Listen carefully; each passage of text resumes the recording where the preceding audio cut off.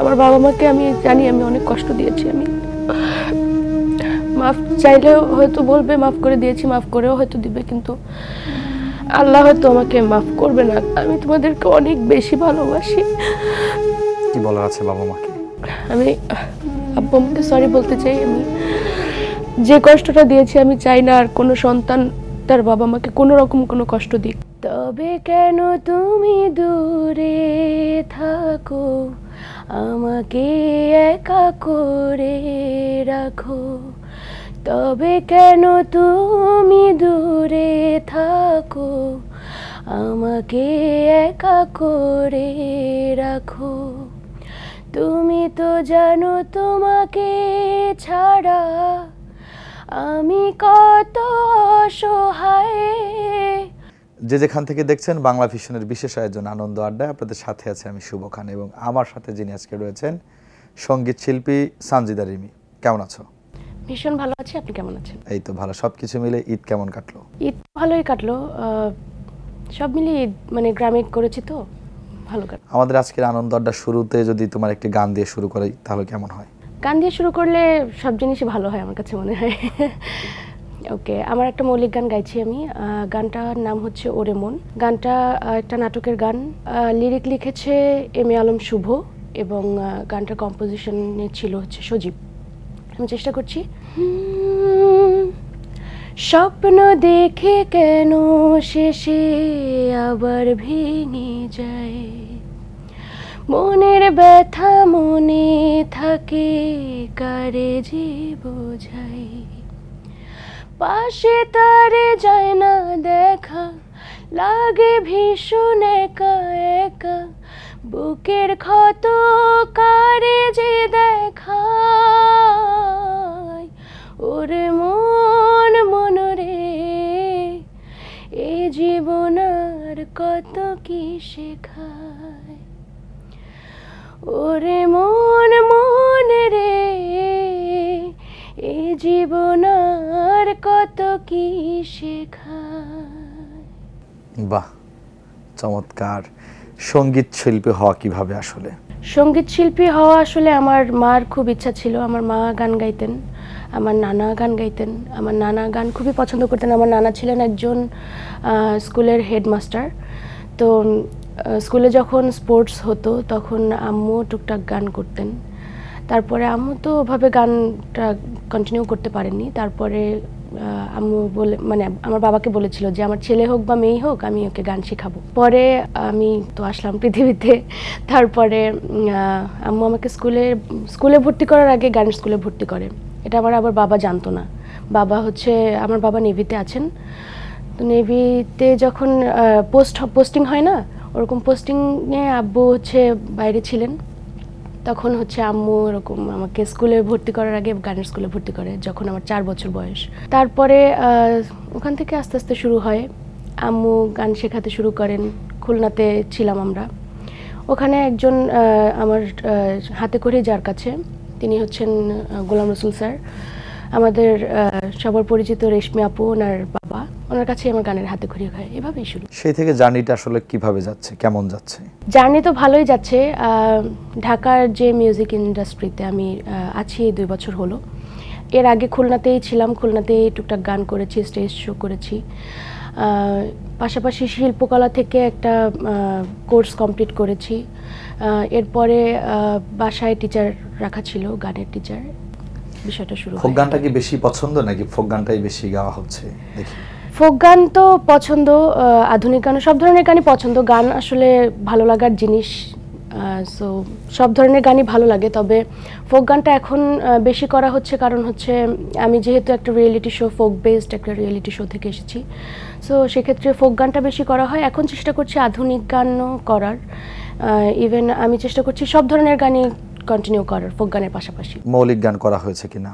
হ্যাঁ, আমার 20 থেকে 25টার মতো মৌলিক গান করা হয়ে গেছে অলরেডি। বর্তমান জেনারেশনে আমরা দেখি যে আসলে ভিউয়ের একটা বিষয় থাকে। আসলে ভিউটা কি গানের জন্য খুব জরুরি দরকার নাকি কোয়ালিটির আগে দরকার? অবশ্যই কোয়ালিটিটা আগে দরকার। কারণ একটা গান যখন নিজের মন মতো না হবে তখন আমারই যদি মন মতো না হয় তাহলে আমার দর্শকদের কিভাবে মনের মতো হবে? আমি যদি আমার গানের কোয়ালিটিটাকে ধরে না রাখতে পারি তাহলে আমারই যদি ভালো না লাগে আমার দর্শকের তো ভালো লাগবে না। সানজিদা রিমি আসলে নিজেকে সঙ্গীত শিল্পী হিসাবে তো ইতিমধ্যেই একটা জায়গা হয়েছে, গান দিয়ে আসলে দর্শকদের মানে কোন ধরনের গান দর্শকদের উপহার দেওয়ার ইচ্ছে সামনের দিকে? আমার মনে হয় কি, আমি রিয়েলিটি শোতে যখন ছিলাম তখন আমার গলায় পাহাড়ি ধরনের যে গানগুলো, ওই গানগুলো আমার অডিয়েন্স যারা ছিলেন ওনারা বেশি পছন্দ করতেন। ফোক গান, আধুনিক গান, মানে যারা গান শোনে না তারা হচ্ছে সব ধরনের গান তো সবাই পছন্দ করবে না, এটা তো স্বাভাবিক। তবে আমি চেষ্টা করি আমার মতো করে দর্শকদেরকে কিছু পাহাড়ি গান বলেন, আধুনিক গান, মানে যে যেটা পছন্দ করে সব ধরনের গানই দেওয়ার। একটি পাহাড়ি গান যদি দর্শকদের উদ্দেশ্যে আসলে। আমি একটা গান আরটিভিতে করেছিলাম, গানটি রিকম্পোজ করেছিলেন শওকত আলী ইমন স্যার। গানটির নাম হচ্ছে আসাম যাব। ওই গানটি একটু গাইছি। মনে করি আসাম যাব, আসাম গেলে তোমায় পাবো, মনে করি আসাম যাব, আসামেতে লকড়ি লিব, বাবু বলে কাম কাম, সাহেব বলে ধরিয়ান, সদার বলে লিব পিঠের চাম, এ বাপুরাম ফাঁকি দিয়া চালাইলি আসাম, এ বাপুরাম ফাঁকি দিয়া চালাইলি আসাম।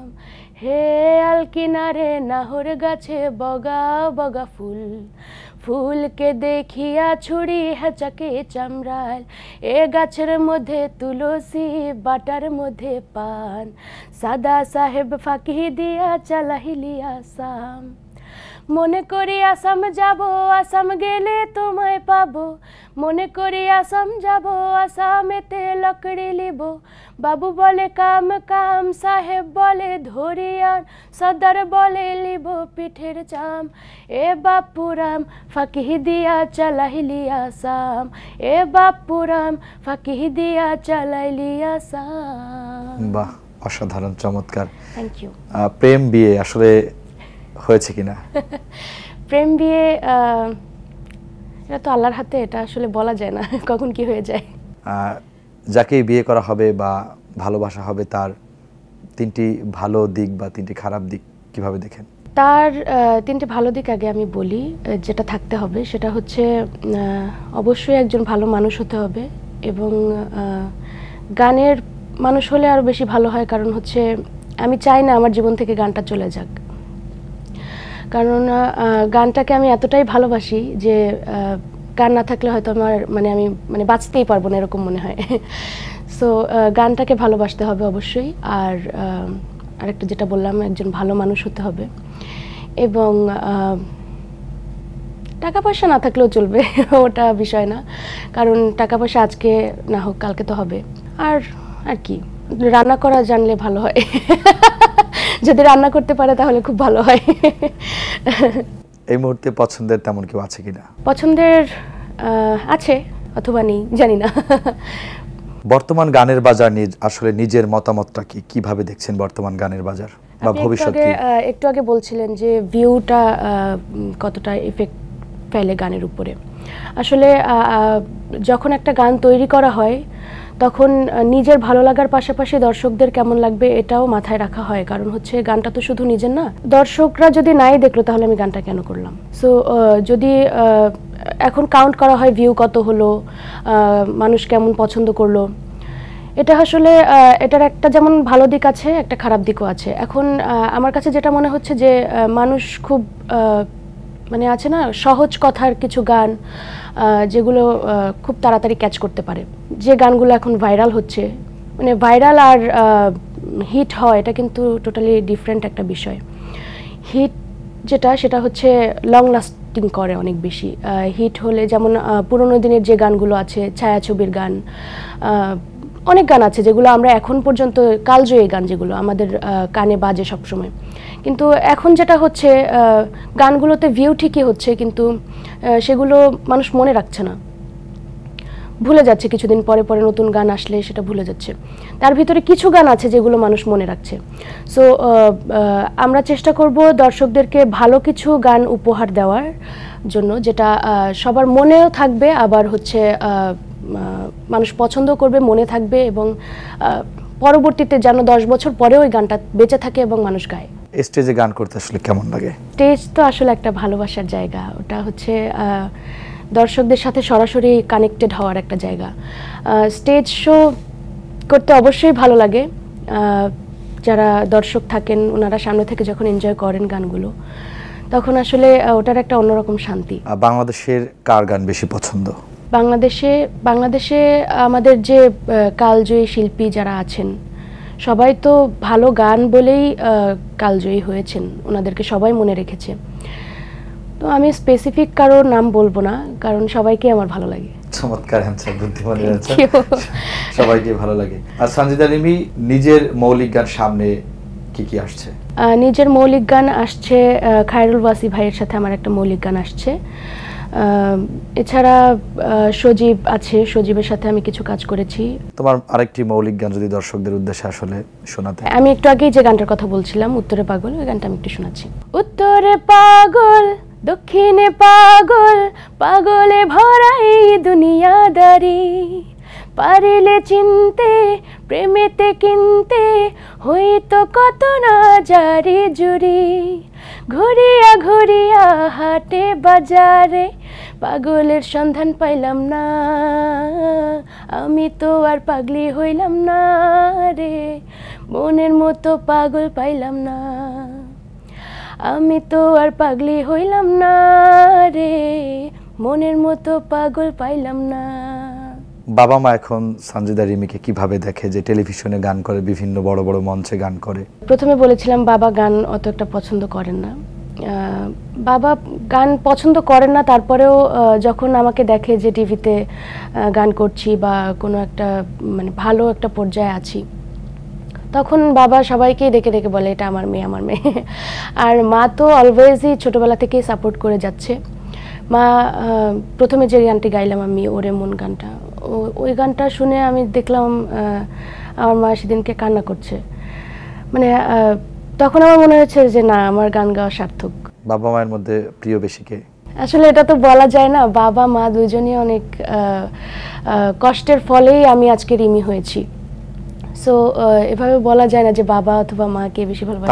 তাদের আসলে বাবা মাকে মানুষ, প্রত্যেকটা মানুষই প্রচুর ভালোবাসে। বাবা মাকে কতটা ভালোবাসে, মানে যে কথাটি বলা হয়নি তাদেরকে সামাসামি বা মনের মধ্যে রয়েছে, সেই না বলা কথাটি কি আসলে বাবা মায়ের উদ্দেশ্যে যদি আমাদের মাধ্যমে বলা হয়? আমি আসলে বলতে চাই যে আমি আমার বাবা মাকে আমার জীবনের, মানে আমি জানি না আমার বাবা মার ঋণ আমি কোনোদিন, আমি জানি আমি শোধ করতে পারবো না, কারণ আমার বাবা মা আমার পেছনে যে এফোর্টটা দিয়েছে, সেই এফোর্ট বাবা মা ছাড়া আর কেউ মানে কোনো সন্তানকে বাবা মা ছাড়া কোনো এফোর্ট কেউ দেয় না। আমার বাবা মা আমাকে আজকে রিমি হওয়ার জন্য যে এফোর্টটা দিয়েছে, তার জন্য আমি কৃতজ্ঞতার মানে আমি শেষ করতে পারবো না। আমি আমার বাবা মাকে আমি জানি আমি অনেক কষ্ট দিয়েছি, আমি মাফ চাইলেও হয়তো তারা মাফ করলেও বাবা মা তো কখনো সন্তানকে মাফ না করে থাকতে পারে না। মাফ চাইলেও হয়তো বলবে মাফ করে দিয়েছি, মাফ করেও হয়তো দিবে, কিন্তু আল্লাহ হয়তো আমাকে মাফ করবে না, কারণ আমি নিজের অজান্তেই যে কষ্টগুলো আমি বাবা মাকে দিয়েছি, এটা আমি জানি এটা ক্ষমার অযোগ্য। কি বলার আছে বাবা মাকে? আমি আব্বু আম্মুকে সরি বলতে চাই। আমি যে কষ্টটা দিয়েছি আমি চাই না আর কোনো সন্তান তার বাবা মাকে কোনো রকম কোনো কষ্ট দিক, কারণ একটা সন্তান বড় করতে একজন বাবা অথবা মার যে পরিমাণ কষ্টটা হয়, এটা বাবা মা না হলে আসলে বোঝা যায় না। তারপরেও আমি যতটুকু বুঝতে পেরেছি সেই দিক থেকে আমি আব্বু আম্মুর কাছে সত্যি অনেক সরি।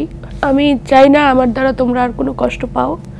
আমি তোমাদেরকে অনেক বেশি ভালোবাসি, যেটা তোমাদের কখনো বলতে পারিনি, শুধু কষ্টই দিয়ে গেছি। আসলে প্রত্যেকটা ছেলে মেয়েই বাবা মাকে কষ্ট দেয়, একটা সময় থাকে, কারণ বাবা মা যারা আমাদের বাবা মা, এরা আসলে ছেলে সন্তান জন্ম দেয় আমার মনে হয় যে কষ্ট পাওয়ার জন্য, কারণ প্রত্যেকটা ছেলে সন্তানই বাবা মাকে কোনো না কোনোভাবে কষ্ট দেয়, এটাই স্বাভাবিক। হয়তো তোমারটা একটু অন্যরকম ছিল।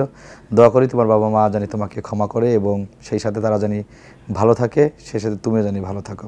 বিয়ের প্রস্তুতি চলছে কিনা? যে বাবা মাকে এত কষ্ট দিয়েছে, বাবা মা তো জামাই দেখতে অবশ্যই চায়। বিয়ের প্রস্তুতি এখন এটা বাবা মার উপরে, বাবা মা যেটা করবে ওটাই বাবা মার উপর ডিপেন্ড। হ্যাঁ। আর সর্বশেষ আমাদের অনুষ্ঠান একেবারে শেষ প্রান্তে চলে এসেছি। সরি, আসলে আমি একটু ইমোশনাল হয়ে গেছিলাম। এভাবে আসলে বলার সুযোগ পাবো কিনা আমি জানি না। সবার সামনে আমি চাই আমার বাবা মার কাছে মাপ চাইতে, আজকে চেয়ে ফেললাম এবং জানিয়ে দিলাম, বাবা মা আমি তোমাদেরকে অনেক বেশি ভালোবাসি। দর্শক, আমাদের বাংলা ভিশনের আজকের আয়োজন আনন্দ আড্ডা দেখতে দেখতে একেবারে শেষ প্রান্তে চলে এসেছি। দর্শকদের উদ্দেশ্যে কি বলবে এবং তোমার একটা গান দিয়ে শেষ করব? দর্শকদের উদ্দেশ্যে আসলে বলবো যে যারা, আমি মাঝে মাঝেই ফেসবুকে দেখি যে অনেক বৃদ্ধ বাবা মাকে কষ্ট দেওয়া হচ্ছে, খেতে দেয় না। আমার আসলে এটা খুবই কষ্ট লাগে যে আবার আছে জমির জন্য, সম্পত্তির জন্য অনেকে অনেক কষ্ট দেয়, কিন্তু মা বাবা যে কত বড় সম্পদ এটা যদি তারা বুঝতো তাহলে এটা করতো না। তো আমি বলবো যে বাবা মাকে কষ্ট না দিয়ে তাদের সাথেই থাকুন। আপনাকে এত কষ্ট করে মানুষ করেছে, তাদের জীবন শেষ করে দিয়েছে আপনাদের পিছনে। সো যতটুকু সম্ভব বাবা মাকে ভালো রাখার চেষ্টা করবেন, নিজে ভালো থাকবেন এবং আপনার আশেপাশের মানুষগুলোকে ভালো রাখার চেষ্টা করবেন এবং বাংলা ভিশনের সাথেই থাকবেন। পৃথিবীর সবগুলো বাবা মা জানি ভালো থাকে এবং সবগুলো বাবা মাই কিন্তু তাদের ছেলে মেয়ের জন্য সর্বোচ্চ করার চেষ্টা করে। তাদের শেষ বয়সে এসে আমরা জানি সেই বাবা মাগুলোকে ভালো রাখি। আজকের মতো আমাদের শেষ করতে হবে, তবে তোমার গান দিয়ে শেষ করব। দর্শক, আপনারা দেখছিলেন বাংলা ভিশনের বিশেষ আয়োজন আনন্দ আড্ডা। আমার সাথে স্টুডিওতে ছিলেন বর্তমানের সঙ্গীত শিল্পী সানজিদা রিমি, যার সাথে এতক্ষণ গল্প করলাম, আড্ডা দিলাম। আজকের মতো বিদায় নিতে হবে, তবে বিদায় নেব রিমির গান দিয়ে। দর্শকদের কাছ থেকে তো বিদায় নেওয়া হয়েছে, তাহলে আমরা একটা গান শুনতে শুনতে বিদায় নিই। এই গানটা হচ্ছে, আমি একটু আগে বলছিলাম ওয়াসি ভাইয়ের সাথে আমার একটা নতুন কাজ আসছে, এটা অলরেডি ব্যাক স্টেজে আপলোড হয়ে গেছে। আমি ওই গানটা একটু গাইছি। তোমাকে আমি কাছে না পেলে অভিমানে দু চোখ জলে ভিজে যায়। তোমাকে আমি কাছে না পেলে অভিমানে দু চোখ জলে ভিজে যায়। তবে কেন তুমি দূরে থাকো, আমাকে একা করে রাখো। তবে কেন তুমি দূরে থাকো, আমাকে একা করে রাখো।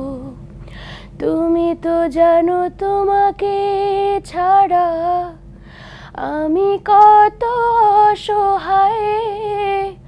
তোমাকে আমি কাছে না পেলে অভিমানে দু চোখ জলে ভিজে যায়।